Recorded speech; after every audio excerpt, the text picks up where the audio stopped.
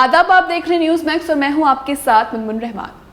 अमेरिकी अखबार Washington post ने दावा किया है कि भारत कोरोना से हुई मौतों का आंकड़ा छुपा रहा है।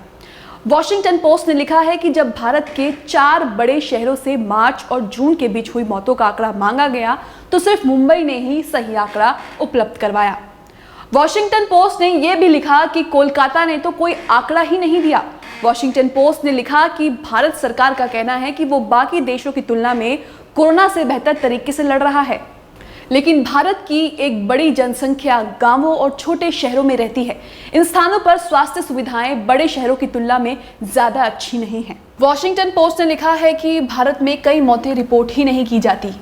इसके अलावा भारत ने कहा है कि देश में कोरोना से कम मौतें होने का कारण टीबी वैक्सीन और भारतीय लोगों में मौजूद इम्यूनिटी है, जबकि अमेरिका एक्सपर्ट का मानना है कि इस थ्योरी का कोई प्रमाण अभी तक नहीं मिला है।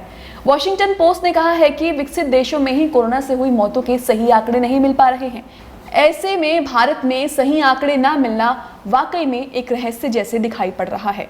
अखबार ने लिखा है कि जब तक किसी भी देश में सही आंकड़े ना मिले तब तक कोरोना से लड़ना आसान नहीं हो पाएगा।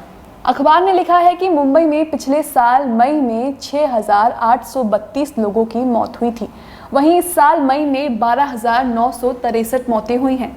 अखबार ने लिखा है कि इस साल मुंबई में 6,131 अतिरिक्त लोगों की मौतें हुई, जबकि सिर्फ 2,269 मौतों को कोरोना से हुई मौतों की लिस्ट में जोड़ा गया है। Public health foundation of India के प्रेसिडेंट के श्रीनाथ रेड्डी ने कहा है कि भारत में नॉर्मल दिनों में 20% मौतों को रिपोर्ट नहीं किया जाता है।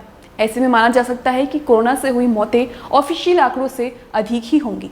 ऐसे ही कुछ और खबरों के लिए बने रहे न्यूज़ मैक्स के साथ। चैनल को सब्सक्राइब करना ना भूलें और साथ ही बेल आइकॉन को जरूर दबाएं।